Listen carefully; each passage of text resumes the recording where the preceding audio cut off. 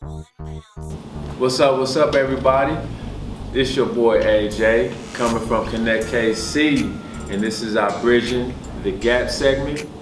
Along to my right, got my home girl, Miss J, in the building. Hey, what up, KC? And in the absence, we got to give a shout out to the homie Pierre. Yes. He had a family emergency come up, wasn't able to make it today, so much love to him and his family. I know he's excited about coming back, but positive energy. Yeah, family definitely comes first. Like to bring today someone we have at the table, bringing her different vibes to the show. We would like to introduce Miss Kiana Lashayia to the building. How you doing today? Hi, I'm good. So you want us to call you Kiana or Kiana Lashayia? Kiana is fine. Kiana. Yeah. Okay. We're making it real, like real homey. You know what I mean? So. Philly. Yeah. So go ahead, Jay. So, tell us a little bit about yourself. Where you from? I was born in Kansas City, Kansas. Next door. So I'm on that. Then I shortly after that I moved. Well, not shortly. 13 is when I transitioned to Omaha. So then I graduated there, went to college at UNL, transferred to K-State. So I am a family studies human service major. I get my bachelor's in May. Congratulations. Thank you. Yeah. Let's see. Love kids, don't have any. I've been writing since I was 12. It happened right after my great-grandmother passed away. And she passed away 10 days before my 13th birthday. So, and then I was, dealing with a lot of things. So poetry became my vent source. It became my release a lot of times outside of what normally, religious families have you saying, praying about everything and things like that. When it wasn't working, poetry was my outlet. Awesome. Yeah, that's real special that you said that. Before you turned 13, lost grandma, that was your outlet. So what was that the main motivator to you, for you doing the poetry, or was there like something else that was, prior to that, or was that the break, I don't want to say breaking point, but more or less it was like a breaking point from an early age, and then becoming a part of a blended family at the age of 6, where I was the oldest of 7 shortly after. And so when I was always relied on, and then what I couldn't express outwardly, I just stored. And then it really, like I said, I think breaking point would be the word for it, because it was when I lost the very first family member close to me that I, whereas other people, they've experienced death. I didn't until 12, and I still haven't. My great-grandmother was the only person that is in my life within, reach that, some people distant family and stuff. I've lost them. But for me personally, it was my great-grandmother. I've never lost anyone. And so that's what really triggered me to write. The very first title of my poem was called Why Do I Cry? Oh, wow. It was a 5-stanza poem. It was just real simple A-B rhyme, and after that I just kept writing. Found out I was kind of good at it. And then plus when I started taking creative writing classes and things like that in high school, just to get, I knew I was good, so I was an easy A. But I like essays, prose, I like doing short story. I'm big on papers. That's a necessity in college. So I'm good at that. Have you ever performed?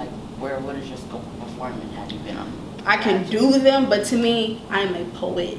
So I've done talent shows, I've done open mic nights, done things for my church, both Omaha and here. My pastor actually just asked me to put together a poetry event. And then I've won Miss Talent when I did the Black and Gold pageant. I did the Blue Apollo, the Sigmas at K-State. They had put on a show. I ended up winning second place. I won $350. Yeah. So I need to ask, because I'm a virgin when it comes to the poetry. I feel like I'm an outsider. Okay. when it comes to poetry and spoken word, for the viewers that really don't necessarily know the difference, when it comes to, like, what is your perspective when it comes to poetry and your perspective when it comes to spoken word? Okay. Like, So we know obviously they're very similar, but when it comes to my perspective of it and my viewpoint of it, poetry is more of a language in itself, and it's used to derive emotion. It a lot of times is used to express, feelings and things like that. But when you are able to take words and derive emotion from people versus just entertaining them with rhymes, it's a difference because it has more depth.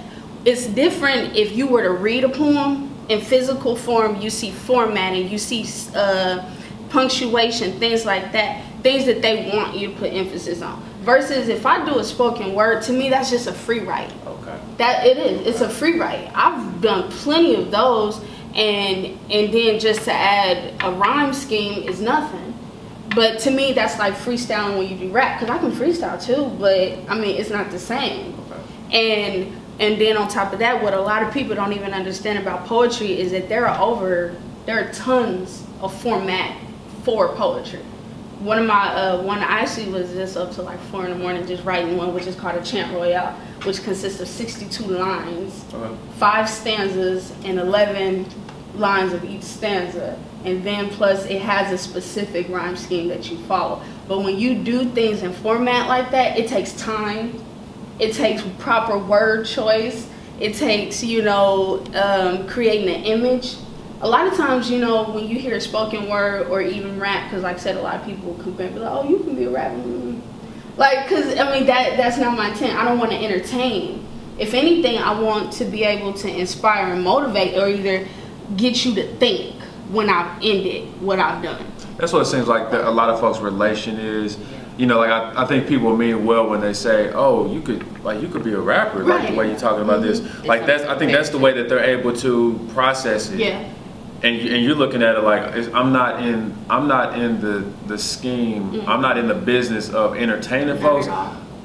I'm sharing my perspective of the Enlightening, pain. uplifting, yeah. Yeah. And because that's funny, because I said that the other day to a friend of mine. I said, if God gonna keep allowing me to go through things and bump my head on my wall, I might as well make money off of it. Yeah. And I could vent all day in poems and things like that, but it's not my intent. I don't want to just sit there and tell you how hard it's been for me going from relationship to relationship. Because, I can easily do that. Right. But it's different if I'm using what I experienced to then flip the script and say, hey, this is what I was going through when I did it. This is how I came out of it. And this can be your outcome too. Or either I could flip it and even make you realize like, oh, I can relate to that girl. I was that girl. Because to me, what makes my creativity different is that I can write from almost any perspective. Okay. I can make you think it was me and I done made up something. Or I can sit there and get you to, like I said, believe you were that person because of my word choice, or because how I know how to play on words, or because I know how to create rhythm. And a lot of times I pay attention to the audience or demographic that I'm focusing on and what appeals to them. Like, I know on Mondays I had started a trend, just Motivate Men Monday, and I just posted a poem just about men empowerment. And I don't know how many people was watching it and think about it. Then I turned around and did The Worth of a Woman Wednesday. And then I turned around and did a poem called Pretty on the Inside. It's because I know how to hit each and every area, but it's one thing is that a lot of people ask me like, who's your favorite poet? And I would say David. And they'd be like, David who? I was like, you don't read the book of Psalms? Like you don't read, because so many people think that poetry is something that just ended up here with Shakespeare and all that other stuff, and I'm like, no, it actually it was created from the beginning. David was really on some Mac type of. How many wives and concubines did he have? Man, but he didn't default on all them chicks. His son was, his son too. Solomon was up there. Yeah. Solomon was just as bad. He had like 500. and concubines, and then that ain't even killing the wives. Right. We ain't even gone to the Sit back wives. and read the Song of Solomon and everybody. Yeah, or even Yeah. like Ecclesiastics, like I said, Song of Solomon. I like the Bible. Me personally, you can tell the difference between poetry and spoken word, or even rap and things like that, if you look at them in their physical form. Because one is broken up into verses and things like that, and a lot of times your first verse don't even have to connect with what the rest of what you said. Then you got a hook in there, chords that ain't got nothing to do with nothing. Then you can hear a spoken word, and it sounds good when someone's saying it, but can I still take the same, emotion and things like that and interpret it in your writing? And that to me is what I like about poetry, is because as a poet, I can write something and know my whole intent behind it. But if I was to give it to you or y'all would read it and be like, well, this is actually what I got from it. This is how I actually interpret. Oh, no, I didn't even know you saw that. But well, that no is wrong. cool. Exactly. There's no wrong. Like, you have a right, Exactly. and the person who's receiving it has their right.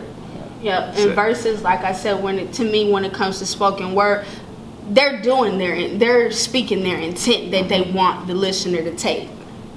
So to me, it can be this one track, whereas in poems, it could take you wherever you want to go. Different realm. Yeah. So, because like I said, I already have Kiana Lashayia, which is my praise dancer, but I do plan on starting my Kiana Lashayia poetry. Well, just for the folks, because there are different spellings and things like that, how to spell Kiana. Because when I saw you writing, I was like, I know she's gonna put a Y in there. No, but, it's not. just for for everybody, if you can spell out. Your information, your name, and Lashayia and all that. Okay. Well, it's Kiana, and then most of the time I do an underscore LASHAYIA, and that's Lashayia. Thank you. Hey, we definitely appreciate you coming through. And stay tuned. She's gonna give you some enlightenment. So. She's gonna share however many. There's no minimum.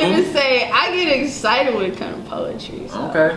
Well, you can hit us with. Right. Uplifting. Hit us with ones or twos. Because I actually travel with all my poetry. Like I said, my cousin randomly tag me in y'all post, and then I wasted I'm like, hey, I'm here. Let me go ahead and email them. Okay. So, but I can do that. I can read you if you're. All right, cool. Hey, stay tuned. Miss Kiana gonna share with us some enlightenment. So, knowledge. We love y'all. This y'all is Connect KC. Right? Yeah, there's no confusion here. Okay. This is Connect KC coming to you once again. We're bridging the gap. Yes. Bringing all the talents here. This thing is a melting pot.